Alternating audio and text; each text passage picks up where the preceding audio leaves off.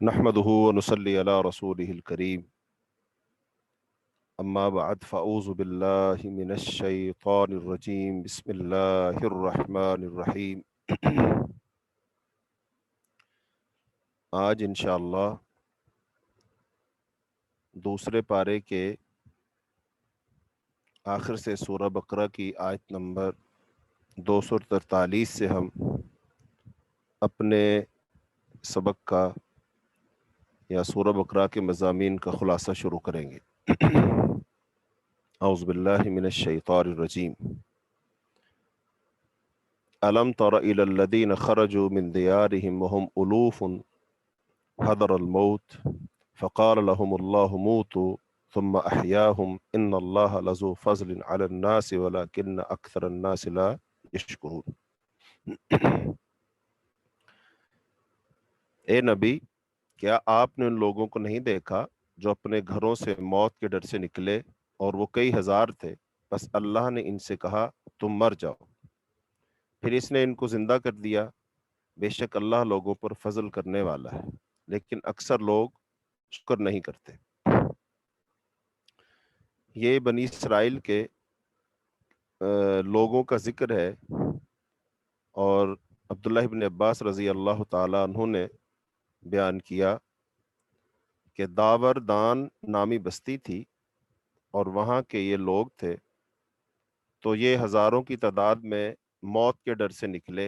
अब मौत का डर क्यों था कि इनके इलाके में ताउन फैल गया और उस ताउन की बीमारी से लोग मरने लगे, तो ये लोग मौत से डर कर अपने इलाके से चले गए। तो अल्लाह रब्बुल आलमीन इनका जिक्र फरमा रहे हैं कि ये जो अपने घरों से निकले थे मौत के डर से, तो अल्लाह ताला ने इनको फरमाया तुम मर जाओ, तो ये मर गए। फिर अल्लाह ने इनको जिंदा किया।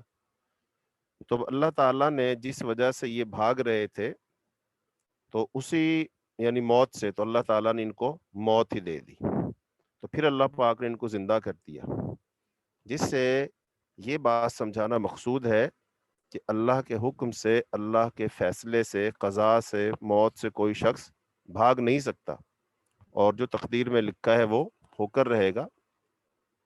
तो लिहाजा मौत पर पुख्ता यकीन रखना चाहिए। और अब इस बारा में रसूलुल्लाह सल्लल्लाहु अलैहि वसल्लम की अहादीस मौजूद हैं कि अगर किसी इलाके में वबा फैली हुई हो तो लोग वहाँ से निकलकर दूसरे इलाके में ना जाएं, और जिन इलाकों में वबा ना फैली हुई हो उनसे लोग निकल करके इन वबा वाले इलाकों में ना आए। अब इसके पीछे हिकमत ये है कि लोग मरेंगे तो अपनी मर्जी से, जिसको मौत आनी उसको तो आनी ही आनी है, लेकिन लोगों का अकीदा जो है वो खराब हो जाएगा। अगर हम वहां ना जाते तो शायद ना मरते, तो और अगर हम यहाँ से निकल कर वहां चले जाते तो शायद बच जाते। तो ये बात दुरुस्त नहीं है। तो लिहाजा रसूलुल्लाह सल्लल्लाहु अलैहि वसल्लम की इस हदीस को पेश नजर रखते हुए किसी वबा वाले इलाके से जाना नहीं चाहिए, और अगर किसी वबा वाले इलाके से निकलना भी नहीं चाहिए और जानबूझकर वहां जाना भी नहीं चाहिए। इसके बाद अल्लाह ताला ने जो किताल का हुक्म दिया है, वक़ातिलू फ़ी सबीलिल्लाहि वअलमू अन्नल्लाह समीउन अलीम, और तुम अल्लाह की राह में लड़ो, जान लो बेशक अल्लाह खूब सुनने वाला, खूब जानने वाला है। मन दल्लदी युक़रिदुल्लाहु क़र्ज़न हसना, और कौन है जो अल्लाह ताला को कर्ज हसना दे। कर्ज हसना से मुराद यानी खालिस अल्लाह ताला की रज़ा के लिए वो अल्लाह की राह में माल खर्च करे। तो अब जिहाद फी सबीलिल्लाह करना, ये किसी भी दीन, नज़रिए, निज़ाम को फैलाने के लिए ज़रूरी है।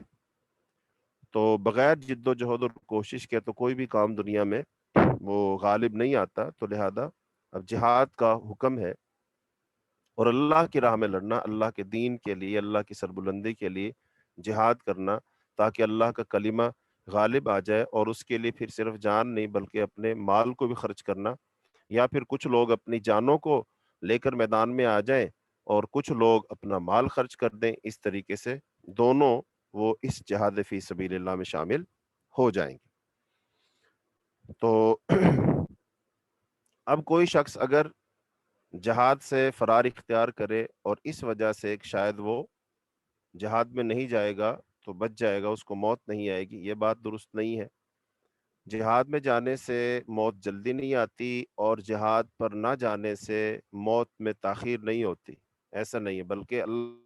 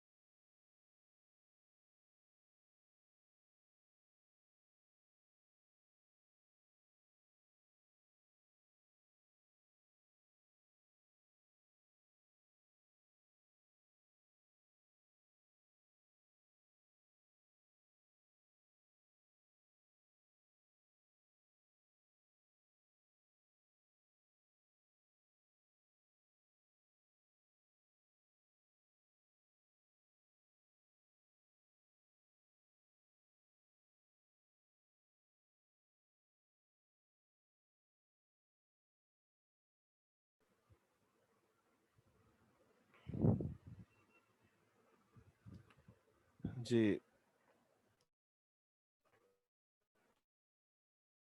الحمد للہ رب العالمین والعاقبۃ للمتقین والصلاۃ والسلام علی اشرف الانبیاء. جی یہ نیٹ کا کچھ ہمارا مسئلہ بنا ہوا جس کی وجہ سے تھوڑی سی پریشانی الحمد للہ ابھی تھوڑا بحال ہوگی.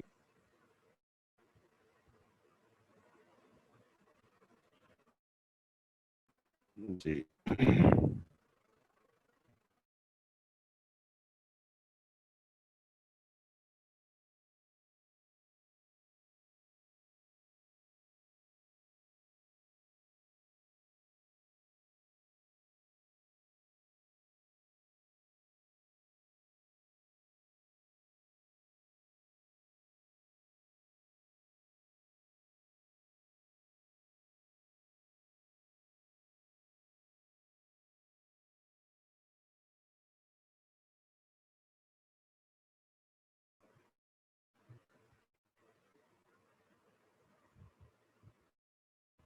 جی السلام علیکم. جی آواز آ رہی ہے؟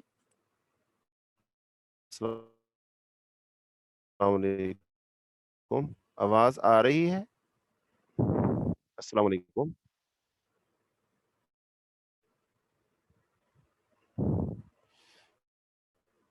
اللهم لا سهل إلا ما جعلته سهلا وأنت تجعل الحزن إذا شئت سهلا.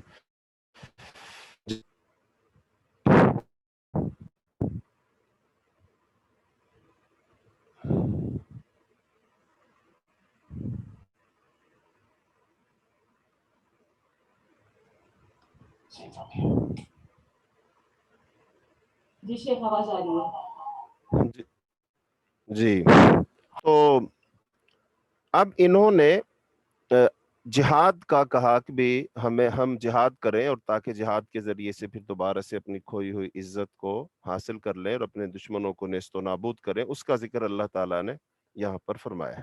الم تر الی ملأ من بنی اسرائیل کہ اے نبی کیا آپ نے موسیٰ کے بعد بنی اسرائیل کی ایک جماعت نہیں دیکھی جب انہوں نے اپنے نبی سے کہا آپ ہمارے لیے ایک مقرر کہ ہم اس کی تاکہ ہم اللہ کی راہ میں لڑیں. اس نے کہا ممکن ہے اگر تم پر جہاد فرض کر دیا جائے تو تم جہاد نہ کرو. انہوں نے کہا آخر ہمیں کیا ہے کہ ہم اللہ کی راہ میں نہ لڑیں جبکہ ہمیں اپنے گھروں اور اپنے بیٹوں سے نکال دیا گیا ہے. پھر جب ان پر لڑنا فرض ہے تو ان میں سے تھوڑے سے لوگوں کے سوا سب لوگ پھر گئے اور ظالموں کو اللہ تعالیٰ خوب جانتا ہے. بے شک اللہ ہمارے لیے طالوت کو بادشاہ مقرر کیا ہے اور انہوں نے کہا ہم پر اس کی بادشاہی کیسے ہو سکتی ہے جبکہ ہم ایک اس سے زیادہ حقدار ہیں اور اسے مال کی وسعت نہیں, اس کے پاس نہ تو مال ہے. تو اس نے کہا بے شک اللہ نے اسے تم پر چن لیا ہے اور اسے علم اور جسم دونوں میں زیادہ کشادگی دی ہے اور اللہ جسے چاہتا ہے اپنا ملک عطا کرتا ہے. اللہ بڑا وسعت والا خوب جاننے والا ہے. اور ان کے نبی نے ان سے کہا بے شک اس کی بادشاہی کی نشانی یہ ہے کہ تمہارے پاس وہ صندوق آئے گا جس میں تمہارے رب کی طرف سے تسکین ہے اور بقیہ چیزیں ہوں گی جنہیں آل موسیٰ اور آل ہارون چھوڑ گئے تھے. یہ فرشتے اٹھا کر لائیں گے. بے اس میں تمہارے لیے ایک عظیم نشانی ہے اگر تم مومن ہو. پھر جب طالوت فوجیں لے کر نکلا تو اس نے کہا بے شک اللہ تمہیں ایک نہر کے ذریعے سے آزماتا ہے. پس جب اس نے اس پانا وہ مجھ سے نہیں ہے, اس میں سے سیر ہو کر پانی پی لے گا وہ اس میں سے نہیں ہے, اور جس نے اس کا پانی نہ چکھا یقیناً وہ میرا ہے. ہاں کوئی اپنے ہاتھ سے ایک آدھ چلو بھر کے پی لے تو اس میں کوئی حرج نہیں. پھر ان میں سے تھوڑے سے لوگوں نے جو ہے اس نہر کا پانی نہ پیے, باقی سب نے پی لیا. فلما جاوزہ هو والذین آمنوا معه پھر جب طالوت نے وہ نہر پار کر لی اور ان لوگوں نے بھی جو اس کے ساتھ ایمان لائے تھے تو انہوں نے آپس میں کہا آج ہم میں جالوت اور اس کی فوج سے لڑنے کی طاقت نہیں. یہ جالوت جو تھا یہ مد مقابل تھا اور یہ فوج طالوت کی تھی. وہ لوگ جو اس بات کے یقین رکھتے تھے کہ بے شک اللہ سے ملنے والے ہیں, اور انہوں نے کہا کئی بار چھوٹی سی جماعتیں اللہ کے حکم سے بڑی جماعتوں پر غالب آ جاتی اور اللہ صبر کرنے والوں کے ساتھ ہے. اور جب وہ جالوت اور اس کی فوج کے مقابلے پر نکلے تو انہوں نے کہا، اے ہمارے رب، ہم پر صبر ڈال لے اور ہمارے قدم جمائے رکھ اور اس کافر قوم کے مقابلے میں ہماری مدد فرما۔ پس مومنوں نے اللہ کے حکم سے کافروں کو شکست دے دی اور داؤد نے جالوت کو قتل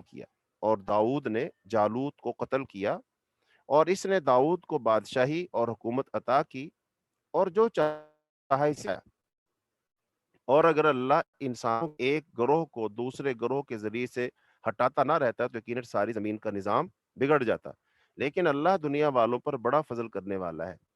یہ اللہ کی آیتیں ہیں، ہم حق کے ساتھ آپ پر ان کی تلاوت کرتے ہیں اور بے شک آپ رسولوں میں سے ہیں۔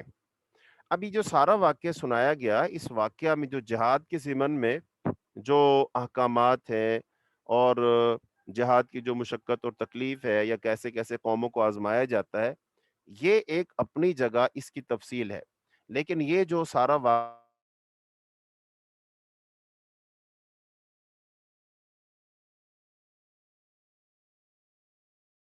شکار ہوتے تھے، تو لہٰذا آپ صلی اللہ علیہ وسلم کے ذریعے سے ان لوگوں کو ایسی جو ہے بات سنائی گئی، ایسا واقعہ ان کو سنایا گیا کہ جو ان کی کتابوں میں تو پہلے سے موجود ہے، لیکن رسول اللہ صلی اللہ علیہ وسلم نے، ظاہری بات ہے آپ تو پڑھے لکھے نہیں تھے، تو لہذا ان کو ایسا واقعہ سنا ہے ان کی کتاب میں موجود ہے، اور جس واقعے کو سن کر وہ اس بات کا یقین کر سکتے ہیں کہ واقعی یار اس شخص کے پاس تو علم آتا ہے، کوئی وحی آتی ہے، اس کو کوئی بتاتا ہے تو اس کو پتہ چلتا ہے، اس کا مطلب یہ ہے کہ یہ شخص رسول ہے، تو لہذا آپ کی رسالت کی حقیقت ان پر واضح ہو جائے، اس کو سنانے کا واقعہ یہ ہے، جیسا کہ آخری آیت میں فرمایا، تِلْکَ آیاتُ اللَّهِ نَتْلُوهَا عَلَيْکَ بِالْحَقِّ، یہ اللہ تعالیٰ کی آیات ہیں جن کو ہم حق کے ساتھ آپ پر پڑھتے ہیں، وَإِنَّكَ لَمِنَ الْمُرْسَلِينَ، اور بے شک آپ رسولوں میں سے ہیں، یعنی کہ آپ کے دل میں بھی کوئی ایسا شک شبہ ہے ہی نہیں ہے، لیکن جب لوگ کہتے ہیں تو کہیں پیدا نہ ہو جائے، یا جو وہ لوگ ہیں ان کو بھی اس بات کا یقین آ جائے کہ جو شخص تمہیں یہ ساری خبریں دے رہا ہے، بتا رہا ہے، تو لہذا وہ ایک اللہ کا رسول ہی بتا سکتا ہے، تو لہذا یہ آپ کی رسالت کو ثابت کرنے کے لیے اللہ پاک نے یہ ایک واقعہ سنایا۔ اب اس کے اندر جو طالوت جو ہے اور اس کا مقابلہ ہے جالوت سے۔ اب یہ چونکہ بنی اسرائیل پر جو ہے کئی دفعہ ان پر حملہ کیا گیا اور ان کو مارا گیا اور ان کو وطن سے نکالا گیا، خاص طور پہ جو بخت نصر تھا، اس نے جو فلسطین تھی، اس کی اینٹ سے اینٹ بجا دی، پھر یہودوں کو اس نے قتل بھی کیا، پھر لوٹ مار بھی کی، پھر ان کو قیدی بنا کر بھی لے گیا۔ تو جب انہوں نے اپنی ذلت محسوس کی تو پھر انہوں نے جو ہے اس وقت کا جو نبی تھا اس سے کہا کہ آپ ہمارے لیے ایک شخص مقرر کریں جس کی کمان میں ہم لڑیں اور جہاد کریں، تو نبی نے ان سے کہا، دیکھ لو ایسا نہ ہو، ابھی تو تمہارے اندر جہاد کا جذبہ موجود ہے، لیکن جب جہاد تم پر فرض کر دیا جائے یا وہ مقرر کر دیا جائے، بادشاہ بنا دیا جائے، ایسا نہ ہو پھر تم پیچھے بھاگ جاؤ۔ انہوں نے کہا، نہیں نہیں، ہرگز نہیں بھاگیں گے، ایسا کیسے ہو سکتا ہے، ہم پر اتنا ظلم و ستم ہوا ہے، تو لہذا ہم تو جہاد کریں گے۔ لیکن اب وہ جہاد کرنے کے لیے، جہاد میں سب سے زیادہ جو اہم چیز ہوتی ہے وہ ہوتی ہے نظم و ضبط، کہ نظم و ضبط کا پابند ہونا پڑتا ہے، جیسے کو حکم آ جائے اس کو ویسے ہی مانا جائے اور اس کی خلاف ورزی نہ کی جائے، تو لہذا اب اس کی ایک مشق ان سے کروائی گئی کہ ایک تو پہلی بات یہ کہ انہوں نے جس کو مقرر کیا بادشاہ، اس کو وہ قبول نہیں کیا، کہتے ہیں یہ کیسے بادشاہ بن سکتا ہے ہم پر، اس کی زیر کمان ہم جہاد کریں، بادشاہ بننے کو تو ہم زیادہ حقدار ہیں، وہ کیسے کہ ہمارے پاس مال و دولت زیادہ ہے اور اس کے پاس تو کچھ ہے نہیں ہے۔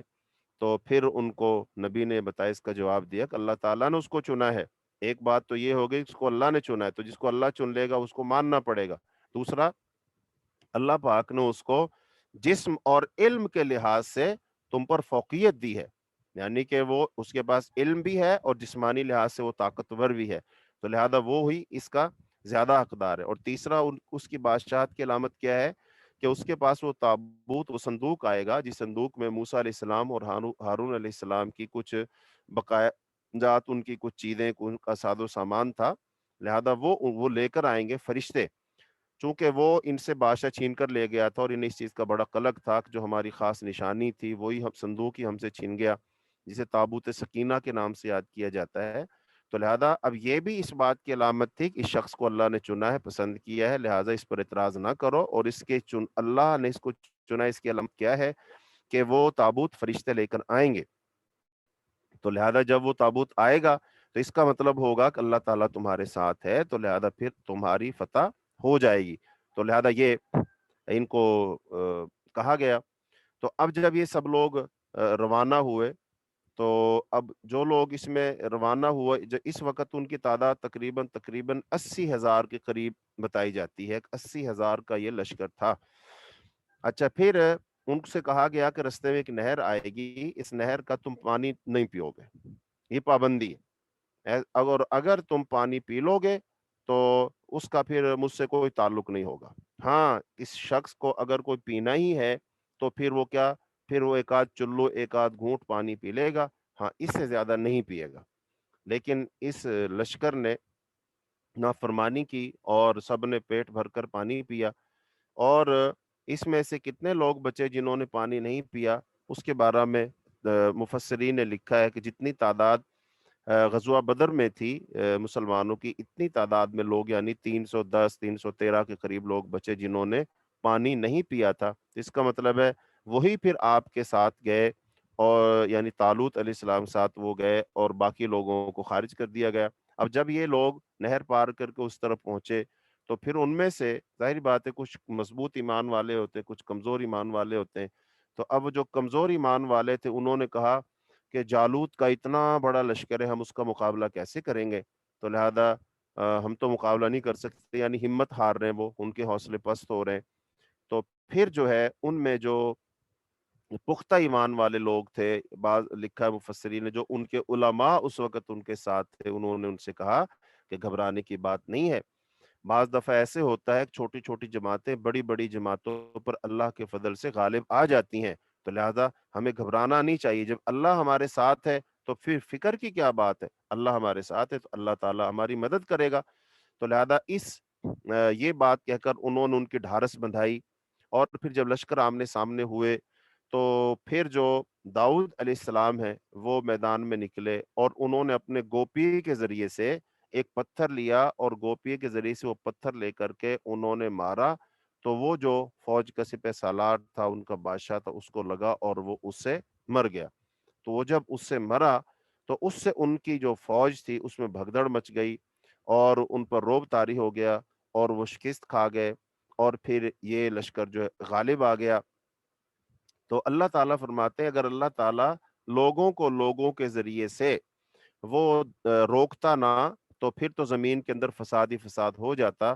تو اللہ پاک لوگوں کو لوگوں کے ذریعے سے فساد سے روکتا ہے، یعنی جب کچھ لوگ سرکش اور باغی ہو کر اللہ کی زمین پر فساد پھیلاتے اور اللہ کے بندوں پر وہ چڑھ دوڑتے ہیں، تو پھر اللہ تعالیٰ ان کے مد مقابل کچھ لوگ کھڑے کرتا ہے اور وہ ان کا مقابلہ کرتے ہیں۔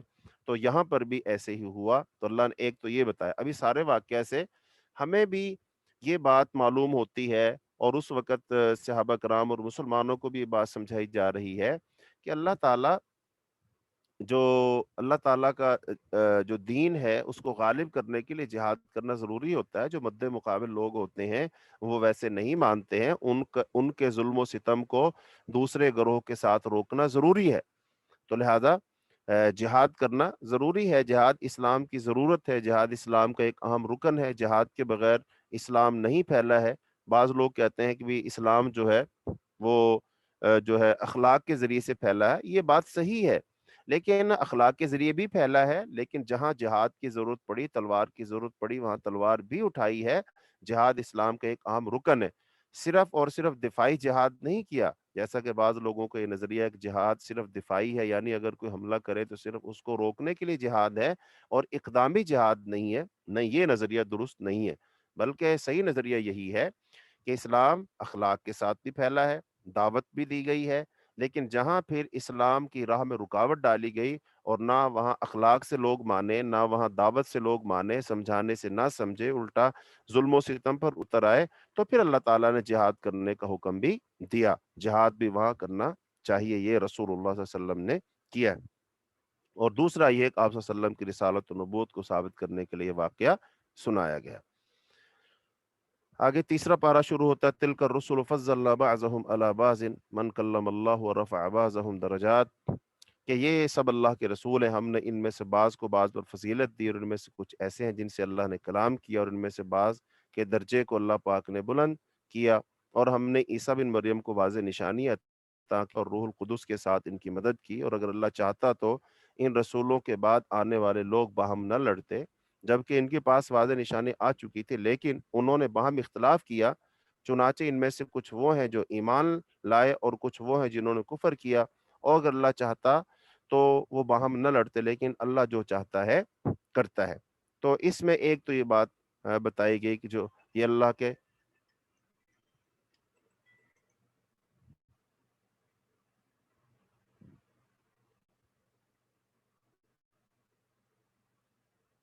जी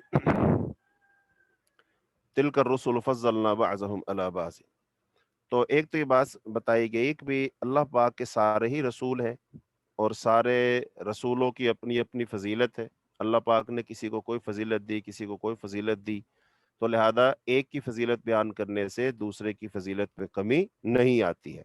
तो अल्लाह के सारे रसूल हैं, अल्लाह पाक ने सबको फजीलत अता फरमाई। एक बात तो इससे ये मालूम हो गई। ख़ास तौर पर ईसा बिन मरियम अलैहिस्सलाम का जिक्र किया गया, अल्लाह ताला ने उनको वाज़ेह निशानियाँ दी और उनकी रूहुल कुद्दूस के साथ मदद फरमाई, ये उनकी फजीलत है। तो जैसे इनकी फजीलत है, ऐसे ही मूसा अलैहिस्सलाम की फजीलत मौजूद है कि अल्लाह पाक ने उनको तूर पर बुलाया और तूर पर बुलाकर उनके साथ कलाम किया, ये किसी और की फजीलत नहीं है। इब्राहीम अलैहिस्सलाम की फजीलत है, अल्लाह पाक ने उनको अपना खलील बना लिया, ठीक है, तो ये उनकी फजीलत है। ऐसे ही रसूलुल्लाह सल्लल्लाहु अलैहि वसल्लम की अपनी फजीलतें हैं कि अल्लाह ने आपको सारे नबियों का सरदार बनाया, औलाद आदम का सरदार बनाया, आप पर नबूवत का सिलसिला ख़त्म किया, आप ख़ातमुन नबिय्यीन हैं, और रोज़े क़यामत हौज़े कौसर का मालिक आपको बनाया है, आपको मुक़ाम महमूद मिलेगा। लिहाजा ये अंबिया की सबकी कोई ना कोई फ़ज़ीलत है, तो लिहाजा एक की फ़ज़ीलत बयान करने से दूसरे की फ़ज़ीलत में किसी किस्म की कोई कमी नहीं आती है। इसके बाद अल्लाह ताला ने माल को खर्च करने का ज़िक्र किया कि या अय्युहल्लज़ीना आमनू अनफ़िक़ू मिम्मा रज़क़नाकुम मिन क़ब्लि अन यअतिय यौमुन ला बैउन फ़ीह वला ख़ुल्ला, कि लोगों जो ईमान लाए हो, हमने तुम्हें जो कुछ दिया है इसमें से खर्च करो, इससे पहले कि वो दिन आए जिसमें ना खरीदो फरोख्त होगी और ना कोई दोस्ती सिफारिश ही काम आएगी, और कुफर करने वाले ही जालिम हैं। तो लिहाजा अल्लाह ताला ने रिज़्क जो खर्च करने को हुक्म दिया, अल्लाह की राह में खर्च करना चाहिए।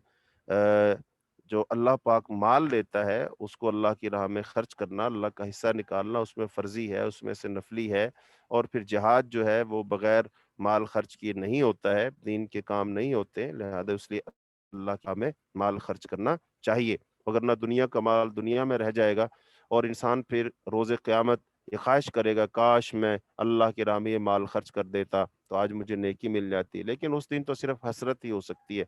तो दुनिया है अमल की जगह, यहाँ पर अल्लाह की राह में खर्च करना चाहिए, तो अल्लाह ताला जो खर्च करता है उसको बढ़ा चढ़ा कर अता फरमाता है, जैसा कि आगे ये मजमून दोबारा आएगा। आगे आयतल कुर्सी है।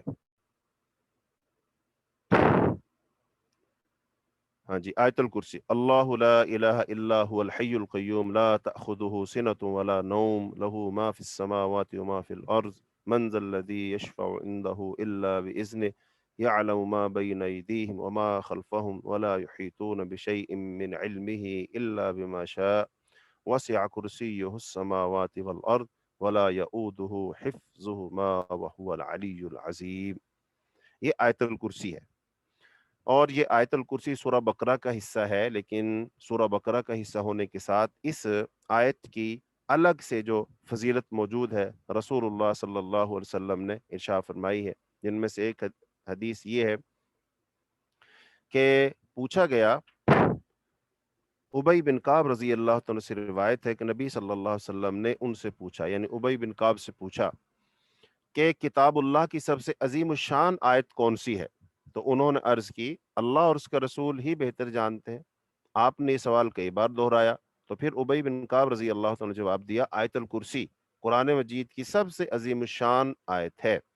तो आप सल्लल्लाहु अलैहि वसल्लम ने फरमाया, अबू मुंजिर उनकी कुनियत है, तुम्हें इल्म मुबारक हो, इस जात की कसम है जिसके हाथ में मेरी जान है, बेशक इस आयत की एक जुबान और दो होंठ हैं, और ये अर्श इलाही के पाए के पास अल्लाह ताला की तकदीस बयान करती है। इस हदीस को इमाम मुस्लिम ने रिवायत किया है, और इमाम मुस्लिम के साथ साथ इसको मुस्नद अहमद में भी रिवायत किया गया है, थोड़े से अल्फाज के इख्तिलाफ के साथ। तो ये आयतल कुर्सी की फजीलत है। इसकी फजीलत क्या है कि सबसे अजीम आयत कुरान पाक की, कुरान पाक की सबसे अजीम सूरत सूरह फातिहा है, और कुरान पाक की सबसे अजीम आयत आयतुल कुर्सी है। और इसमें खास तौर पर यह कहा गया कि इसकी एक जुबान और दो होंठ है, और ये अर्श इलाही के पाए के पास अल्लाह ताला की तकदीस बयान करती है।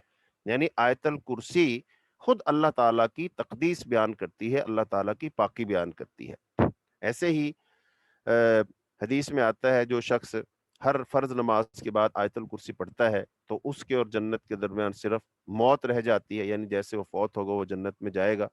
ऐसे ही आयतल कुर्सी के बारे में कई वाकयात हैं, जिनमें से एक हज़रत अबू हुरैरा रज़ी अल्लाह ताला अन्हु का है, एक अबू अय्यूब अंसारी का है।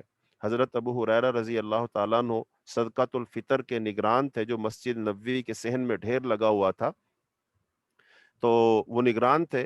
तो फिर एक शख्स आया और उसने कुछ वहाँ से माल चुराना चाहा, तो उन्होंने उसको पकड़ लिया। फिर उसने जो है मिन्नत समाजत की, तो फिर उसने आपने उस पर तरस खाकर, रहम खाकर उसको छोड़ दिया। और अगले दिन वो फिर आया, और फिर आकर उसने जो है माल उठाना चाहा, आपने फिर उसको पकड़ लिया। फिर उसने अपने अयालदारी का सख्त हाजतमंदी में से छोड़ दिया। सुबह हुई तो रसूलुल्लाह सल्लल्लाहु अलैहि वसल्लम ने फरमाया, या अबा हुरैरा मा फ़अल असीरुकल बारिहा, कि ए अबू हुरैरा, अपने रात के कैदी का हाल सुनाओ। मैंने अर्ज की कि अल्लाह के रसूल, इसने कहा कि वो बहुत सख्त हाजतमंद और अयालदार है, तो मैंने रहम करते हुए इसे छोड़ दिया। आपने फरमाया, इसने तुमसे झूठ बोला, वो फिर आएगा। इस हज़रत अबू हुरैरा फरमाते हैं, इससे मुझे यकीन हो गया कि वो वाक़ई दोबारा आएगा, क्योंकि रसूलुल्लाह सल्लल्लाहु अलैहि वसल्लम ने फरमा दिया था, वो दोबारा आएगा। इसलिए मैं चौकन्ना रहा। चुनाचे वो आया और इसने अपने कपड़े में खाने की चीज़ें डालना शुरू कर दी। तो मैंने इसे पकड़ लिया और कहा, तुझे ज़रूर रसूलुल्लाह सल्लल्लाहु अलैहि वसल्लम की खिदमत पेश करूँगा। कहने लगा, मुझे छोड़ दो, मैं बहुत मोहताज हूँ, मेरे घर वाले जो है भूखे हैं और मुझ पर उनकी ज़िम्मेदारी है, चलो मैं आइंदा नहीं आऊँगा। तो हज़रत अबू हुरैरा फरमाते हैं, मैंने उस पर रहम करते उसे फिर छोड़ दिया। सुबह हुई तो फिर रसूलुल्लाह सल्लल्लाहु अलैहि वसल्लम फरमाया कि अबू हुरैरा, अपने रात के कैदी का हाल सुनाओ। मैंने अर्ज की कि अल्लाह के रसूल, इसने अपनी सख्त हाजत और अयालदारी का, उसके बोझ का जिक्र किया, तो मैंने तरस खाते हुए उसको छोड़ दिया। आपने फरमाया, इसने तुमसे झूठ बोला, वो फिर दोबारा आएगा। लिहाजा वो फिर तीसरे दिन फिर आया। तो हज़रत अबू हुरैरा रज़ी अल्लाह अन्हु ने उसको फिर पकड़ लिया। तो फिर जब उसको पकड़ लिया, कहा, आज तो मैं तुम्हें नहीं छोड़ूंगा, तो आज तो मैं नहीं छोड़ूंगा। तो उसने कहा, छोड़ दो, मैं तुम्हें ऐसे कलिमात सिखाऊंगा जो तुम्हें फायदा देंगे। मैं तुम्हें ऐसे कलिमात सिखाऊंगा जो तुम्हें फायदा देंगे। तो हजरत अबू हुरैरा फरमाते हैं कि मेरे दिल में आया, चलो ये जो कलिमात सिखाता है मैं इससे वो ले लेता हूँ। तो लिहाजा उसने कहा, फिर तुम आयतल कुर्सी जो है ये पढ़ा करो। आयतल कुर्सी के जब बिस्तर पर आओ तो आयतल कुर्सी पढ़ लो, तो सारी रात अल्लाह की तरफ से एक मुहाफिज तुम्हारी हिफाजत करता रहेगा, और सुबह तक कोई शैतान तुम्हारे करीब नहीं आ सकेगा। हजरत अबू हुरैरा रजी अल्लाह तआला फरमाते हैं, जब उसने मुझे बात बता दी तो मैंने वादे के मुताबिक उसको छोड़ दिया। सुबह हुई तो रसूलुल्लाह सल्लल्लाहु अलैहि वसल्लम फरमाया, मा फ़अल असीरुकल बारिहा, ए अबू हुरैरा, तेरे रात के कैदी ने उसका क्या किया, उसका हाल सुनाओ। तो फिर मैंने सारा वाक्य सुनाया। तो फिर रसूलुल्लाह सल्लल्लाहु अलैहि वसल्लम ने फरमाया, हाँ, वो था तो झूठा, लेकिन बात सच्ची बता गया, और ज़ाक शैतानु, और ये शैतान था, शैतान था। तो इससे पता चला कि आयतल कुर्सी पढ़ लेने से, रात को अगर हम पढ़ लें, तो फिर अल्लाह की तरफ से एक फरिश्ता, एक निगरान मुकर्रर हो जाता है कि जो सारी रात हिफाजत करता है, और फिर शैतान उसके करीब नहीं आता है।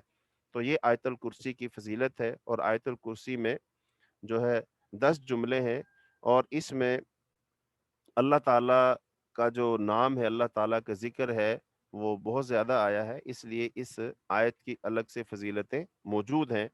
तो आयतुल कुर्सी कुरान पाक की सबसे अजीम आयत है। تو اس لیے اس کو صبح و شام کے اذکار میں شامل کیا گیا، اسے ہر نماز کے بعد پڑھنے کی ترغیب دلائی گئی، اسے سونے کے اذکار میں شامل کیا گیا۔ تو آیت الکرسی کو پڑھنا چاہیے، یہ قرآن پاک کی ایک عظیم صورت ہے۔ اس کے بعد اللہ رب العالمین نے جو ہاں جی، اس کے بعد فرمایا لا اکراہ فی الدین، دین کے اندر لا اکراہ فی الدین قد تبین الرشد من الغی ومن یکفر بالطاغوت ویؤمن باللہ فقد استمسک بالعروۃ الوثقی، دین میں کوئی زبردستی نہیں، ہدایت گمراہی سے واضح ہو چکی ہے، پھر جو شخص طاغوت کا انکار کرے اور اللہ پر ایمان لے آئے تو یقیناً اس نے ایک مضبوط کڑا تھام لیا جو ٹوٹنے والا نہیں، اور اللہ خوب سننے والا، خوب جاننے والا ہے۔ اب اس میں دین میں کوئی زبردستی نہیں، اس سے مراد یہی ہے کہ کسی سے دین میں زبردستی اس سے دین قبول نہیں کروایا جائے گا، اسلام قبول کرنے پر کسی کو مجبور نہیں کیا جائے گا۔ لیکن اب اگر کوئی اسلام قبول کر لیتا ہے تو پھر ظاہر بات تو اسلام کے دائرے میں داخل ہو جائے گا، اور پھر اس پر ہر لحاظ سے سختی بھی کی جائے گی، جیسا کہ نماز کے بارے میں ہے کہ جب بچہ 10 سال کا 7 سال کا ہو جائے تو نماز کا اس کو کہو، اور جب 10 سال کا ہو جائے تو پھر اس پر سختی کرو، اس کو مارو۔ اور ایسے ہی زکوٰۃ کے بارے میں، زکوٰۃ فرض ہے، جو کوئی زکوٰۃ نہیں دے گا اسے زکوٰۃ لی جائے گی، جیسا کہ حضرت ابوبکر صدیق رضی اللہ تعالیٰ نے ان کے خلاف جہاد کیا، مانعین زکوٰۃ کے خلاف۔ اس سے پتہ ہی چلا کہ جب اسلام کے اندر ہم داخل ہو جاتے ہیں تو پھر تو سختی ہے، پھر تو اسلام کے احکام ہمیں ماننے پڑیں گے۔ لیکن اسلام جب تک کوئی شخص قبول نہیں کرتا، ہاں اس کو اختیار ہے، چاہے تو قبول کر لے چاہے تو قبول نہیں کرے، اور اس کو اختیار حاصل ہے، زبردستی اسے اسلام قبول نہیں کروایا جائے گا۔ لیکن آگے فرمایا وَمَن يَكْفُرْ بِالطَّاغُوتِ يُؤْمِنْ بِاللَّهِ، جو طاغوت کا انکار کرے، اللہ پر ایمان لائے، اس نے ایک مضبوط کڑے کو تھام لیا ہے جو کبھی اس سے چھوٹنے والا، جو ٹوٹنے والا چھوٹنے والا نہیں ہے۔ تو اب اس سے مراد ایمان ہے، اور العروۃ الوثقی سے مراد کیا ہے؟ ایمان ہے۔ یعنی کہ جب انسان اللہ پر ایمان لاتا ہے تو ظاہری بات ہے اس کو طاغوت کا انکار نہ کرنا پڑے گا۔ طاغوت ہر وہ چیز جس کی اللہ کے سوا عبادت کی جاتی ہے اس کو طاغوت کہا جاتا ہے، اللہ کے سوا جس کی بھی عبادت کی جاتی ہے اس کو طاغوت کہتے ہیں۔ اور بعض روایات میں یا آثار میں جو ہے شیطان کو بھی طاغوت کہا گیا، اور بتوں کو بھی طاغوت کہا گیا۔ تو لہذا بتوں کی بنیادی طور پر عبادت کی جاتی ہے، شیطان کی عبادت کی جاتی ہے، تو ہر وہ چیز جس کی عبادت کی جاتی ہے اس کو طاغوت کہتے ہیں۔ تو لہذا جب طاغوت کا ہم انکار، اللہ پر ایمان لائیں گے تو طاغوت کا انکار ہوگا۔ اسی لیے جو ہم کلمہ پڑھتے ہیں، کلمہ توحید، کلمہ اسلام، تو وہ یہی ہے لا الہ الا اللہ، یا اشہد اللہ الہ الا اللہ۔ تو اس کا پہلا حصہ یہی ہے، پہلے انکار کریں گے لا الہ، کوئی معبود نہیں، کوئی عبادت کے لائق نہیں، کوئی اللہ نہیں۔ تو پہلے ہم انکار کرتے کہتے ہاں الا اللہ، مگر اللہ ہے، یعنی کوئی معبود نہیں سوائے اللہ کے، یعنی حقیقی طور پر اللہ ہی معبود ہے، اس کے سوا کوئی عبادت کے لائق نہیں ہے۔ لہذا جب ہم اللہ کا اس بات کریں گے باقی سب کی نفی ہوگی، اور جو شخص یہ کر لیتا ہے اسی کا ایمان قابل قبول ہے۔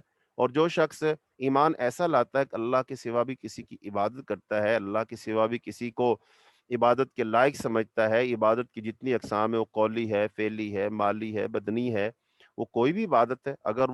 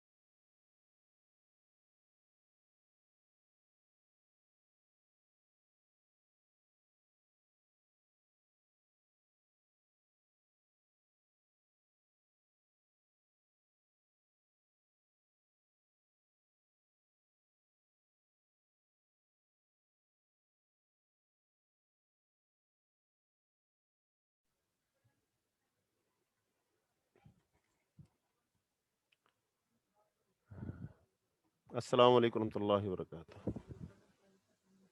جی آواز آ رہی ہوگی.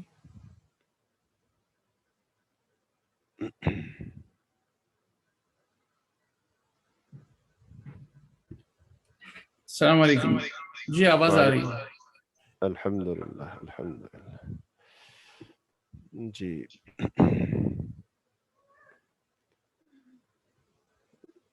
جی ہاں جی. آگے اللہ رب العالمین فرماتے ہیں اللہ ولی الذین آمنوا یخرجہم من الظلمات الی النور والذین کفروا اولیاؤہم الطاغوت یخرجونہم من النور الی الظلمات اولئک اصحاب النار ہم فیہا خالدون. اللہ ان لوگوں کا دوست ہے جو ایمان لائے، وہ ان کو اندھیروں سے نکال کر روشنی کی طرف لاتا ہے، اور وہ لوگ جنہوں نے کفر کیا ان کے دوست طاغوت ہیں، وہ انہیں روشنی سے نکال کر اندھیرے کی طرف لے جاتے ہیں، وہی لوگ دوزخی ہیں، وہ اس میں ہمیشہ رہیں گے. یہ جو آیت ہے، اس آیت کے اندر اللہ رب العالمین نے تقسیم کر دی کہ کچھ لوگوں کا دوست اللہ ہے اور کچھ لوگوں کا دوست طاغوت ہے. اب اللہ تعالیٰ اپنی دوستی کیسے نبھاتے ہیں کہ انسانوں کو اندھیروں سے نکالتے ہیں اور اجالے کی طرف لاتے ہیں. اب یہاں اندھیرے سے مراد کیا کفر اور شرک ہے، اور اجالے سے مراد کیا نور ہے، جو ایمان ہے اور توحید ہے، اللہ تعالیٰ کی صحیح معرفت اور پہچان ہے. اچھا، طاغوت کیا کرے گا؟ طاغوت انسانوں کو اجالے سے نکال کر، یعنی ایمان سے نکال کر، توحید سے نکال کر، سنت سے نکال کر دوبارہ سے اس کو لے جائے گا شرک اور کفر کی طرف. تو لہٰذا اب جو لوگ خود یعنی کہ طاغوت ہیں، وہ کفر کی طرف، شرک کی طرف بلاتے ہیں، ان کے بارے میں اللہ تعالیٰ نے فرمایا اولئک اصحاب النار ہم فیہا خالدون، یہی لوگ آگ والے ہیں اور اس میں ہمیشہ رہیں گے.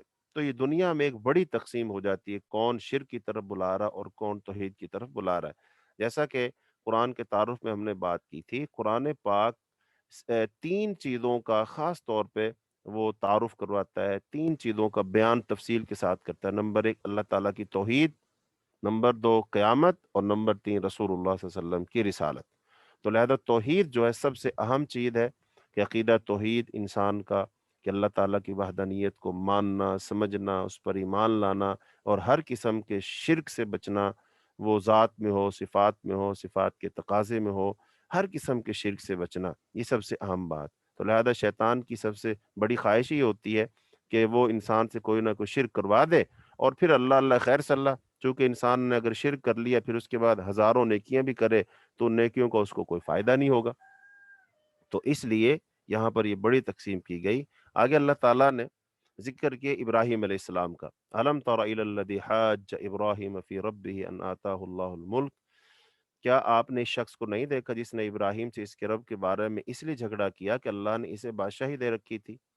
جب ابراہیم نے کہا میرا رب وہ ہے جو زندہ کرتا ہے اور مارتا ہے، تو اس نے کہا میں بھی زندہ کرتا ہوں اور مارتا ہوں. ابراہیم علیہ السلام نے کہا بے شک اللہ تو سورج کو مشرق سے نکالتا ہے، تو ذرا اسے مغرب سے نکال کر دکھا. چنانچہ وہ ہکا بکا رہ گیا جس نے کفر کیا تھا، اور اللہ ان لوگوں کو ہدایت نہیں دیتا جو ظالم ہے. یہاں پر ذکر ہے ابراہیم علیہ السلام، اور ابراہیم علیہ السلام کے دور میں جو بادشاہ تھا اس کا نام تھا نمرود. تو نمرود کا ذکر ہے. اب نمرود نے چونکہ خدائی کا دعویٰ کیا ہوا تھا اور وہ کہتا تھا، تو ابراہیم علیہ السلام نے اس کو دعوت دی، اس کو سمجھایا، بتایا، لیکن وہ نہ مانا. تو بالآخر ابراہیم علیہ السلام کا براہ راست اس سے مکالمہ ہوا. تو ابراہیم علیہ السلام نے اللہ تعالیٰ کی توحید کی دعوت دی، اور وہ جو اپنے آپ کو خدا کہتا تھا اس کی خدائی کے دعوے کو چاک کرنے کے لیے آپ نے دلائل دیے. اور اس میں سے سب سے بڑی دلیل جو آپ نے پیش کی تھی وہ یہ ہے کہ بھی اللہ تو زندہ کرتا ہے اور مارتا ہے، تو لہذا اس نے کہہ دی یہ کام تو میں بھی کر سکتا ہوں. حالانکہ اس نے ظلم کیا، وہ کیسے زندہ کر سکتا ہے، مار سکتا ہے؟ جیسا کہ تفاسیر میں آتا ہے اس نے ایک شخص جس کو سزائے موت دینی تھی اس کو رہا کر دیا، اور اس نے کہا دیکھو نا، اس کو تو موت تھی آنی تھی نا، تو میں نے اس کو زندگی دے دی. اور ایک آزاد چلتے ہو آدمی کو جو زندہ تھا تو اس کو پکڑ کے قتل کر دے کہ دیکھو یہ زندہ تھا، میں نے اس کو موت دے دی. جس کو موت آنی تھی اس کو زندگی دے دی، جس کے پاس زندگی تھی اس کو موت دے دی. حالانکہ اس نے یہ ظلم کیا. لیکن ابراہیم علیہ السلام نے کہا کہ اگر یہ اس بات سے نہیں سمجھ رہا، چلو کوئی اور دلیل دیتے ہیں. تو آپ نے دوسری دلیل دی کہ بھئی اللہ پاک تو وہ سورج کو مشرق سے نکالتا ہے. اگر تو جیسا کہ تو کہہ رہا ہے، حالانکہ تو ہے نہیں ہے، تو پھر ذرا رب ہے تو سورج کو مغرب سے نکال کے دکھا. تو اس دلیل کے سامنے اس نے اپنے ہتھیار ڈال دیے اور ہکا بکا رہ گیا، اور اس کو اس کا اس کے پاس کوئی رد نہیں تھا۔ تو اس سے پتہ چلا کہ دنیا میں جو توحید کی دعوت دینے والے لوگ ہیں، عام تو عام کیا، ان کا بالآخر مقابلہ بڑے بڑے عہدیداروں سے ہو جاتا ہے، چونکہ وہ شرک جو ہے اس کے دعوے دار ہوتے ہیں۔ تو لہذا جو توحید کی دعوت دینے والے لوگ ہیں، پہلے تو ان کو توحید کی خود اچھے طریقے سے سمجھ ہونی چاہیے۔ نمبر دو، جب کسی سے بات کرے ان کے پاس دلائل اور براہین ہونے چاہیے، تاکہ وہ، چونکہ انسان جو ہے لوگوں کے سامنے اگر وہ وقتی طور پر لاجواب ہو جاتا ہے، تو اس سے جو مد مقابل ہوتا ہے اس کی گڈی چڑھ جاتی ہے، اور اس کو لوگ اس کی بلے بلے کرتے ہیں۔ تو لہذا ہمیں اچھے طریقے سے توحید کو خود سمجھنا چاہیے، اور جیسا کہ اس وقت توحید کی دعوت کی بہت اشد ضرورت ہے، اور عقیدے کا بڑا مسئلہ ہے، عقیدے کی بہت زیادہ خرابی ہے۔ ہو سکتا ہے ایک شخص بڑا اچھا نمازی ہو، بہت زیادہ ذکر و اذکار کرتا ہو، وہ صدقہ و خیرات بھی کرتا ہو، اور وہ حج عمرے بھی کرتا ہو، یتیم خانے بھی چلاتا ہو، غرباء کی کفالت بھی کرتا، یہ سارا کچھ ہے، لیکن اس کا عقیدہ کیسا ہے؟ عقیدہ سب سے اہم ہے، سب سے اہم چیز ہے ہی عقیدہ۔ عقیدے کی بنیاد پر ہی ساری آگے جو ہے اعمال کی قبولیت کا دار و مدار عقیدہ، لہذا عقیدے پر سب سے زیادہ محنت ہونی چاہیے۔ اس کے بعد اللہ تعالیٰ نے ذکر فرمایا حضرت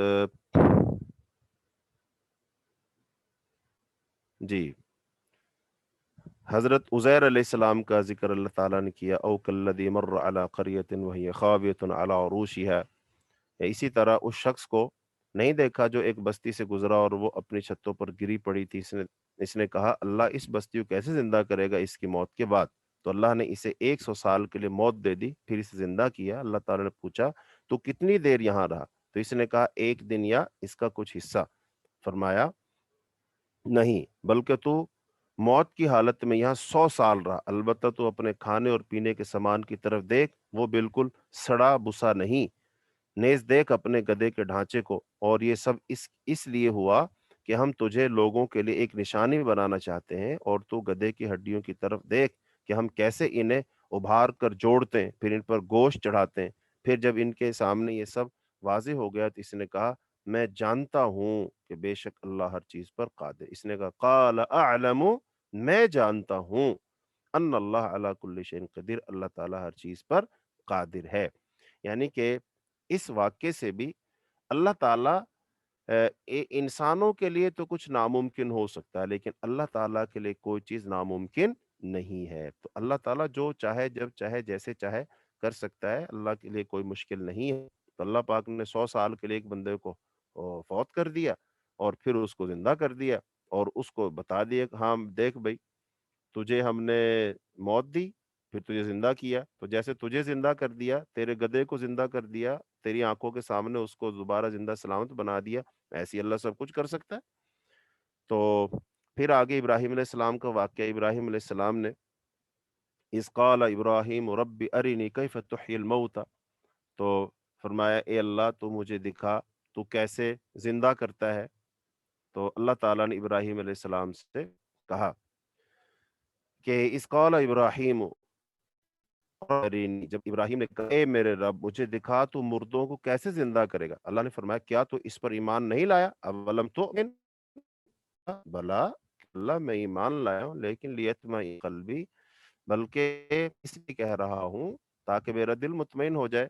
تو اللہ پاک نے فرمایا ٹھیک ہے، تو 4 پرندے پکڑ اور پھر ان کو سدھا، اور جب وہ تیری آواز پر آنے لگیں پھر تو ان کو ٹکڑے ٹکڑے کر دے، اور پھر ان کو پہاڑوں پر رکھ کر پھر ان کو بلا، اور تو دیکھے گا کہ وہ تیرے پاس دوڑتے ہوئے آئیں گے۔ اور وَعْلَمْ، اور تو جان لے، ان اللہ عزیز حکیم، بے شک اللہ غالب خوب حکمت والا ہے۔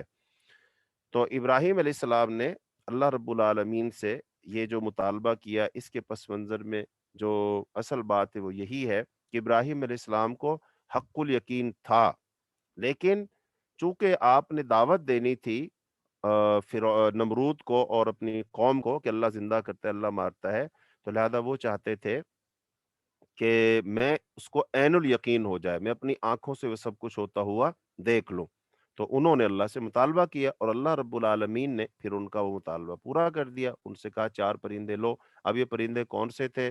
अहादीस में इसका कोई जिक्र नहीं है। 4 परिंदे लिए, फिर उनको उन्होंने सुधाना, यानी कि जैसे हम मुख्तलिफ जानवरों को बुलाते हैं इस तरह उनको बुलाना शुरू किया। जब वो उसकी आवाज़ पर हिल गए, आने लग गए, फिर कहा कि अब इनको तुम टुकड़े टुकड़े कर दो, फिर उनको आपस में मिला दो, और मिला देने के बाद फिर एक परिंदे को आवाज़ दो तो वो परिंदा बनकर आ जाएगा। तो वो परिंदा वैसे के वैसे बनकर आ गया, तो इब्राहीम अलैहिस्सलाम को इत्मीनान कल्ब हासिल हो गया। यहाँ से एक बात ये भी मालूम हुई कि इब्राहीम अलैहिस्सलाम ने इत्मीनान कल्ब के लिए, ऐनुल यकीन के लिए अल्लाह रब्बुल आलमीन से वो सवाल कर लिया। तो इसका मतलब है इत्मीनान कल्ब के लिए दीन की किसी भी बात के बारे में रहनुमाई हासिल करने में कोई बुराई नहीं है। जैसा कि हम मसले मसाइल पूछते हैं लोगों से, तो मसले मसाइल पूछते हो, हम कहते हैं भाई इसकी दलील क्या है, मुझे आप हदीस दिखा दो ताकि मैं अपनी आंखों से देख लूं, पढ़ लूं, समझ लूं। तो बाज़ लोग इस बात पर बहुत सीखपा होते हैं और वो गुस्सा हो जाते हैं और वो ये समझते हैं कि इसने मुझे तो चैलेंज कर दिया है, तो ये तो मेरा इम्तिहान लेना चाह रहा है। नहीं, ऐसा नहीं होता है, बल्कि जिनसे सवाल किया जाए, सवाल करने का असल में तरीका क्या है? सवाल करने का तरीका है, जब भी कोई साइल सवाल करे तो वो ये कहे कि मुझे इस मसला के बारे में रसूलुल्लाह सल्लल्लाहु अलैहि वसल्लम की हदीस बताओ या कुरान पाक से मेरी रहनुमाई करो, कुरान और हदीस से मेरी रहनुमाई करो। सवाल करने का तरीका ही ये है। अच्छा, अब जिससे सवाल किया जा रहा है उसको भी यही चाहिए कि वो कुरान से और हदीस से जवाब दे। अब एक बंदा उससे पूछ तो ये रहा है कि मुझे हदीस बताओ या कुरान की आयत बताओ, वो किसी, फर्ज कर लो सहाबी का कौल बता रहा है तब भी वो सही नहीं कर रहा, वो किसी ताबी का मुहद्दिस का कौल बता रहा, वो तब भी सही नहीं कर रहा, वो किसी इमाम का, मुफ्ती का कौल बता रहा, तब भी सही नहीं कर रहा है। चूंकि जो उससे चीज पूछी गई, मांगी गई, वही दिखानी चाहिए ना। सवाल गंदुम जवाब चना तो नहीं होना चाहिए। और ऐसे ही जो साइल है, सवाल करने वाला है, उसको भी इत्मीनान करना चाहिए कि मुझे जो बात बताई जा रही है क्या वो वही है जो मैंने मांगी, यानी हदीस है या कुरान पाक की आयत है, क्या नहीं है। लिहाजा इस चीज का हमें खास ख्याल रखना चाहिए, सवाल पूछते हुए भी और उसका जवाब देते हुए भी और जवाब हासिल करते हुए भी। और इस बात पर किसी को नाराज होने की जरूरत नहीं है कि इब्राहिम अलैहिस्सलाम ने उस चीज का ऐनुल यकीन हासिल करने के लिए अल्लाह रब्बुल आलमीन की बारगाह में अर्ज की कि अल्लाह मुझे करके दिखा, तो अल्लाह रब्बुल आलमीन ने करके दिखा दिया। तो अल्लाह से बड़ी जात किसकी हो सकती है। और इब्राहिम अलैहिस्सलाम ने क्या, नाउज बिल्ला, ये कोई अल्लाह पाक की गुस्ताखी की है या बेअदबी की है? बिल्कुल हरगिज की बेअदबी नहीं की। ना अल्लाह रब्बुल आलमीन ने इसको बेअदबी पर महमूल किया है, अल्लाह पाक ने वो करके दिखा दिए। तो लिहाजा यही तरीका होना चाहिए। इल्मी दुनिया का अंदाज यही है कि रेफरेंस भी बताओ, हवाला भी बताओ, रहनुमाई भी करो और जो पूछा वही बताओ। आगे अल्लाह रब्बुल आलमीन ने जो है माल खर्च करने का जिक्र किया, और माल खर्च करने में जो अल्लाह पाक फिर बरकत अता फरमाता है उसका जिक्र किया कि माल खर्च करने से उसमें कमी नहीं आती है। फरमाया अल्लज़ीना युनफ़िक़ूना अम्वालहुम फ़ी सबीलिल्लाह थुम्मा ला युत्बिऊना मा अनफ़क़ू मन्नन वला अज़ा, कि जो लोग अपने माल अल्लाह की राह में खर्च करते हैं फिर खर्च करने के बाद एहसान नहीं जताते और ना दुख देते हैं, इनके लिए इनके रब के पास अजर है, ना इन पर कोई खौफ होगा ना वो गमगीन होंगे। अच्छी बात कहना और माफ करना इस सदके से बेहतर है जिसके बाद दुख दिया जाए, और अल्लाह बेपरवाह निहायत बुर्दबार है। ए लोगो जो ईमान लाए हो, अपने सदकात एहसान जताकर और दुख देकर एक शख्स की तरह ज़ाया ना करो जो अपना माल लोगों को दिखाने के लिए खर्च करता है और वो अल्लाह और आखिरत के दिन पर ईमान नहीं रखता है। तो इसकी मिसाल चिकने पत्थर की सी है जिस पर मिट्टी पड़ी हो, फिर इस पर जोर की बारिश हो तो सारी मिट्टी बह जाए और साफ चट्टान रह जाए। और वो रियाकार जो नेकी करते हैं इससे कुछ भी इसके हाथ नहीं आता। अल्लाह इन काफरों को हिदायत नहीं देता। और उन लोगों की मिसाल जो अल्लाह की रिजा जोई के लिए पूरी दिलजमी से अपने माल खर्च करते हैं, इस बाग की सी है जो किसी ऊंची सतह पर हो और इस पर जोर की बारिश हो तो वो दुगना फल लाए। फिर अगर इस पर जोर की बारिश ना भी हो तो फुहार ही काफी है। और तुम जो कुछ करते हो अल्लाह ताला इसको खूब देखने वाला है। क्या तुम में से कोई ये पसंद करता है कि इसके लिए खजूरों और अंगूरों का एक बाग हो, इसके नीचे नहरें बहती हों, इस बाग में इसके लिए हर किस्म के फल हों और इसे बुढ़ापा आ जाए जबकि इसकी औलाद कमजोर हो, फिर अचानक इस बाग पर ऐसा बगोला आ पड़े जिसमें आग हो और वो इसे जला कर रख दे। इस तरह अल्लाह ताला के लिए आयतें आयतें अल्लाह ताला खोलकर बयान करते हैं ताकि तुम गौर व फिक्र करो। अब ये दो लोगों की मिसाल बयान करके फिर आखिर में एक मिसाल बयान फरमाई है, तो इसको समझना चाहिए। क्या है کہ ایک تو فرمایا جو لوگ مال خرچ کرتے ہیں وہ مال خرچ اگر کر دیں تو پھر تان و تشنیع نہ کریں، احسان مت جتلائیں. اگر ایسا کریں گے تو ان کو کوئی فائدہ نہیں ہوگا، ان کو اجر اور ثواب نہیں ملے گا، وہ اس سے محروم ہو جائیں گے. اور اللہ پاک نے پھر اس کی مثال دی کہ اگر کوئی شخص، اس کا ایک باغ ہو اور وہ جو ہے باغ کہاں ہو، ایک چٹان پر ہو، چٹان پہ مٹی پڑی ہے، اس مٹی پر اس نے کوئی پودے لگا دیے، انہوں نے جڑ پکڑ لی اور وہ کھڑے ہو گئے. اچھا، اب اگر اس پر بارش پڑے گی نا تو بارش پڑنے سے وہ سب کچھ بہہ جائے گا، یعنی سب کچھ ضائع ہو جائے گا. یہ بالکل مثال دی ہے کہ یہ جو ریاکار شخص ہے، یہ جو احسان جتلانے والا شخص ہے، یہ جو نیکی کر رہا ہے، صدقہ و خیرات کر رہا ہے، اس کا جو اجر ثواب ہے یہ بالکل یکسر ضائع ہو جائے گا، سب کچھ ختم ہو جائے گا، باقی کچھ بھی نہیں بچے گا. اور دوسرے کی مثال کیا کہ ایک اونچی جگہ پر ایک شخص کا باغ ہے اور وہاں پر پھر بارش آتی ہے، تو بارش آتی ہے تو اس سے اس کا جو باغ ہے وہ بہتا نہیں ہے، اس میں کٹاؤ نہیں پڑتا ہے، بارش کی وجہ سے وہ تباہ و برباد نہیں ہوتا ہے، بلکہ وہ وہاں پر زیادہ اس کو پانی ملتا ہے تو اس کے اندر زیادہ ہریالی آتی ہے، زیادہ پھل لگتے ہیں، تو اس کا مطلب اس کو اس بارش کا فائدہ ہو رہا ہے.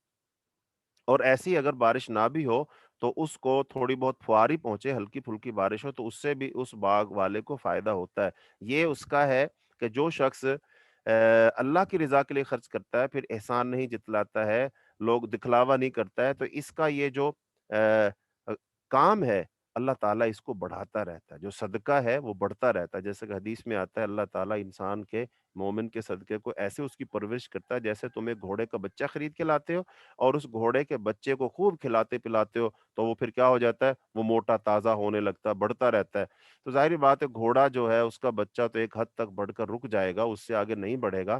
لیکن ایک شخص کا صدقہ کیا ہوا، اللہ پاک اس کی نیکی کو پالتا رہتا ہے، بڑھتا رہتا ہے، بڑھتا رہتا ہے اور اتنا بڑھ جاتا ہے، وہ بہت بڑھ جاتا ہے. تو یہ اللہ پاک نے اس کی مثال دی اور آگے مثال لے کر یہ فرمایا کہ یہ بتاؤ کہ ایک آدمی کا باغ ہو اور وہ باغ اچھا ہو اور اس کے نیچے سے نہریں بہتی ہوں اور اس میں پھل لگتا ہو اور وہ آدمی بوڑھا بھی ہو گیا ہو اور اب اس کی اولاد بھی ہو اور پھر ایک دم سے کیا وہ کوئی طوفان آئے، آگ کا بگولا آئے اور اس کو جلا جائے، تو اب کیا ہوگا؟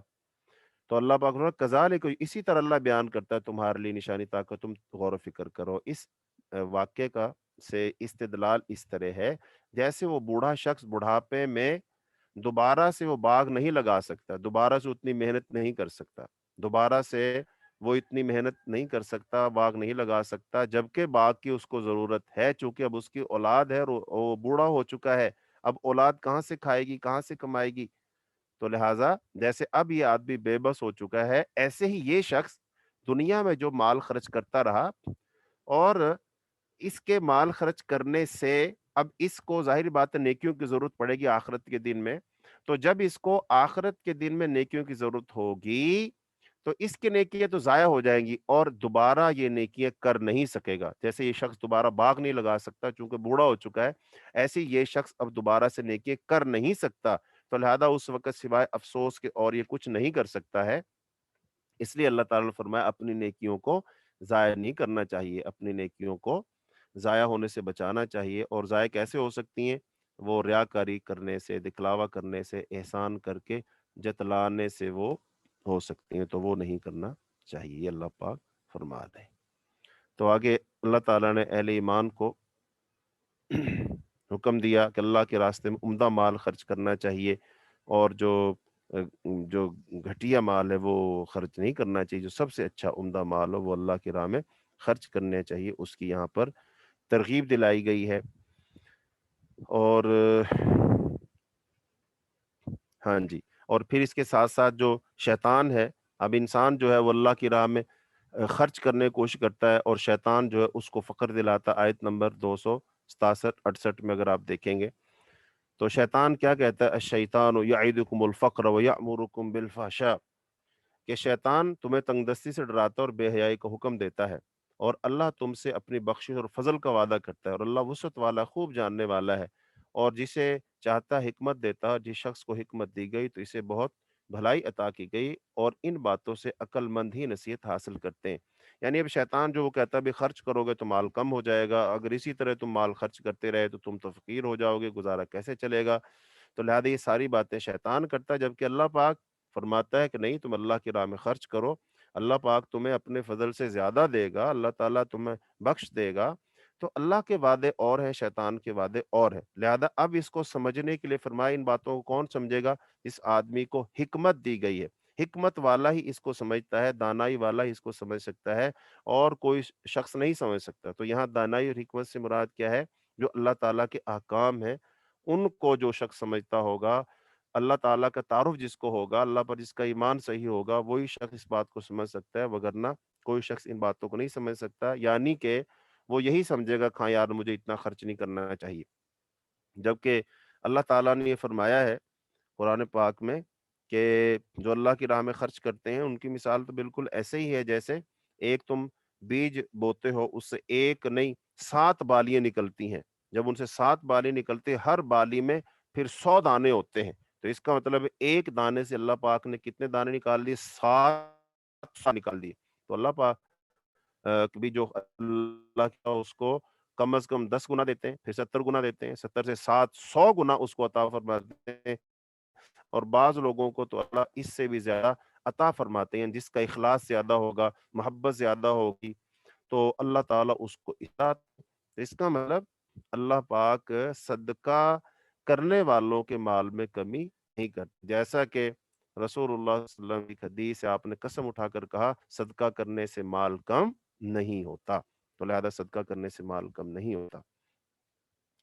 اس کے بعد مشرکین کے لیے جو صدقہ ہے اس کا ذکر آیا کہ بعض لوگ وہ ہوتے ہیں، مشرکین کا ذکر بھی آیا، پھر بعض لوگ، اور دوسرا ایک گروہ کا ذکر آیا، کچھ لوگ تو وہ ہوتے ہیں کہ جو ان کو ضرورت حاجت ہوتی ہے وہ مانگ لیتے ہیں، لیکن بعض لوگ وہ ہوتے ہیں جو لوگ بیچارے سوال نہیں کر سکتے، وہ مانگتے نہیں ہیں، سفید پوش لوگ ہوتے ہیں، تو لہذا ان کے بارے میں فرمایا گیا للفقراء الذین احصروا فی سبیل اللہ، ایسے فقراء جو اللہ کی راہ میں جن کو محصور کر دیا گیا کہ لا یستطیعون ضربا فی الارض، اور وہ زمین میں چلنے پھرنے کی استطاعت نہیں رکھتے، دوڑ دھوپ نہیں کر سکتے ہیں، تو ناواقف شخص ان کے سوال نہ کرنے کی وجہ سے انہیں مالدار خیال کرے، تم انہیں چہروں سے پہچانو گے، اور وہ لوگوں سے چمٹ کر سوال نہیں کرتے، اور تم اپنے مال میں سے جو کچھ خرچ کرتے ہو بے شک اللہ سے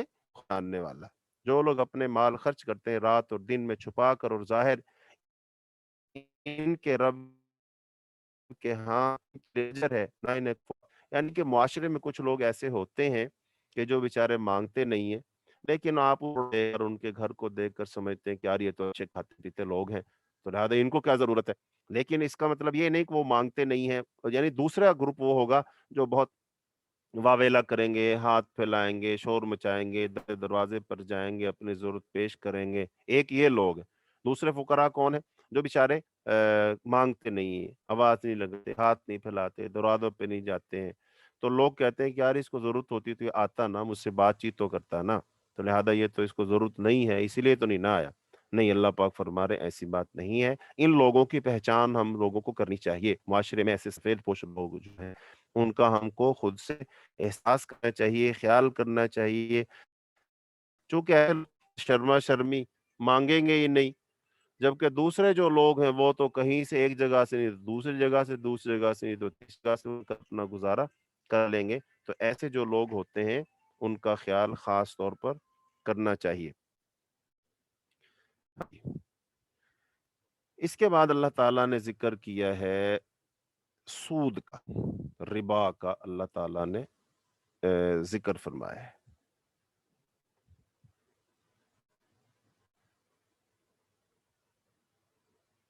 جی اعوذ باللہ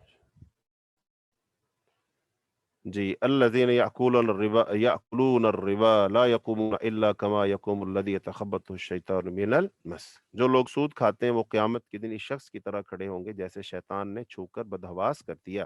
یہ صدا اس لیے ملے گی کہ وہ کہتے تھے تجارت بھی سود کی طرح ہے، انما البیع مثل الربا، حالانکہ اللہ تعالیٰ نے تجارت کو حلال کیا اور سود کو حرام۔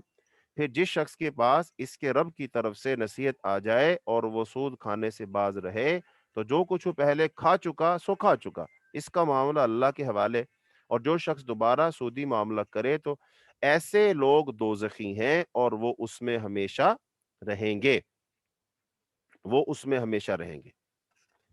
اور آگے فرمایا اللہ تعالیٰ سود کو مٹاتا ہے اور صدقات کو بڑھاتا ہے، اور اللہ کسی ناشکرے گناہ گار کو پسند نہیں کرتا۔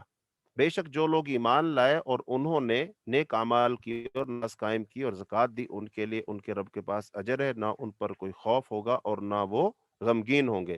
اے لوگو جو ایمان لائے ہو، اللہ سے ڈرو اور جو سود باقی ہے وہ چھوڑ دو اگر تم مومن ہو۔ پھر اگر تم نے یہ نہ کیا تو اللہ اور اس کے رسول سے جنگ کے لیے تیار ہو جاؤ، اور اگر تم توبہ کر لو تو تمہارے لیے تمہارے اصل مال ہی ہے، نہ تم کسی پر ظلم کرو اور نہ تم پر ظلم کیا جائے، اور اگر تمہارا مقروض تنگ دست ہو تو آسانی تک اسے مہلت دو، اور تمہارا صدقہ کرنا قرض معاف کر تمہارے لیے بہت بہتر ہے اگر تم علم رکھتے ہو۔ اور اس دن سے ڈرو جب تم اللہ کی طرف لوٹائے جاؤ گے، پھر ہر شخص نے جو کچھ کیا ہوگا اس سے اس کا پورا پورا بدلہ دیا جائے گا، اور کسی پر ظلم نہیں کیا جائے گا، کسی پر ظلم نہیں کیا جائے گا۔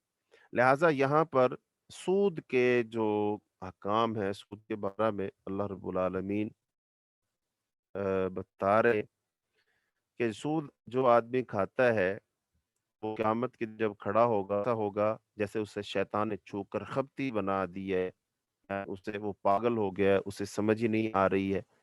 تو لہٰذا یہ وہ لوگ ہیں جو کہتے تھے کہ دیکھو سود میں اور تجارت میں کیا فرق ہے، تجارت میں بھی آدمی 1 لاکھ روپیہ لگاتا ہے، اس کو منافع آتا ہے، تو سود میں بھی ایک بندے کو آدمی 1 لاکھ روپیہ دے دیتا ہے، اس کو بھی منافع آ رہا ہے، تو دونوں صورتوں میں منافع ہی آ رہا ہے، تو لہذا تجارت میں اور سود میں کوئی فرق نہیں ہے۔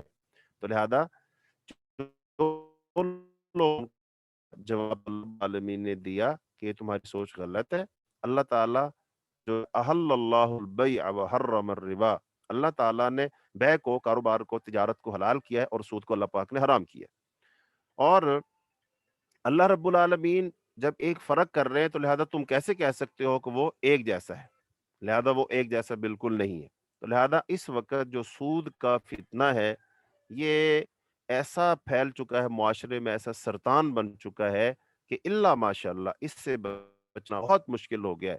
یعنی کہ سود اتنی شکلوں میں ہمارے پاس موجود ہے، بینکاری کی لپیٹ آئے ہوئے ہیں کہ اب تو سود کو پہچاننا مشکل ہو گیا ہے، اور خاص طور پر جو اسلام کے نام پر اسلامی بینکاری ہونے لگی ہے، تو اس اسلامی بینکاری اور جو اب دوسری غیر اسلامی بینکاری ہے اس میں کیا فرق ہے، ایک عام آدمی اس کو سمجھ نہیں پاتا۔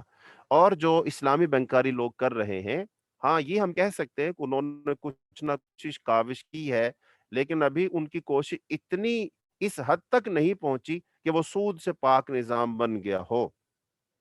لہذا میں خود سے جانتا ہوں کہ پاکستان میں جو میزان بینک ہے، اسلامی دبئی اسلامی بینک ہے، ایسے ہی اور جو بینک ہیں، ان 2 4 کو میں نے وزٹ کیا اور پھر میں نے ان کا سارا لٹریچر پڑھا، ان کی مفتیان کے فتوے میں نے پڑھے، تو لہذا سب کو جب میں نے تو لفظوں کا ہیر ہے، لفظوں کا ہیر پھیر ہے اس کے اندر، باقی سب وہی اصطلاح، اس ادھر انگریزی کی اصطلاحات ہیں، ادھر عربی کی بنا دی۔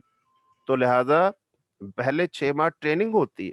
ہمارے ایک دوست ہے وہ اس میں المیزان بینک میں لگے اور انہوں نے کام شروع کیا، تو جب اس میں چلے گئے پھر میں نے ان سے ایک دن مجلس کی، پھر ان سے سمجھا بتاؤ بھی کیا فرق ہے، اس نے صاف صاف بتایا، اس نے کہا بھائی ہمیں 6 ماہ ٹریننگ دی جاتی ہے، پھر 6 ماہ ٹریننگ میں پھر ہمیں سمجھایا جاتا ہے کہ یار یہ بولنا، یہ نہیں بولنا، یہ لفظ کہنا، یہ لفظ نہیں کہنا، باقی سارا اندر کھاتے چیزیں وہی ہیں۔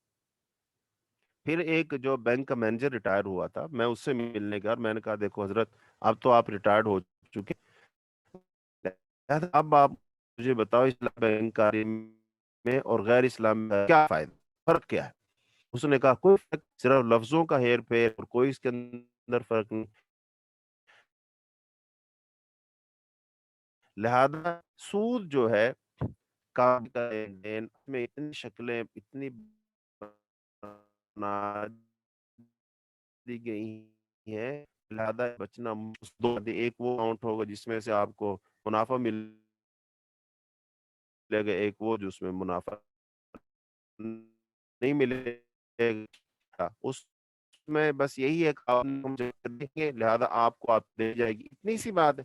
ایسا ہی سمجھ رہے ہیں، اور وہ اس سے تو سود نہیں لے رہے.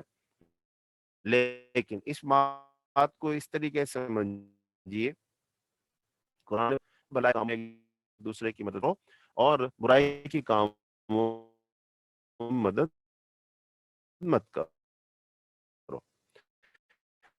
اچھا یہ بتائیے کہ بیروس کا پیسہ دیا نہیں جا رہا، سود پہ دیا جا رہا ہے، اپنا ذاتی پیسہ ہوتا نہیں ہے، لوگوں کا ہی پیسہ ہوتا ہے، اور اس کو وہ آج لوگوں کو سود پہ دیتے ہیں، اور وہ جب سود پہ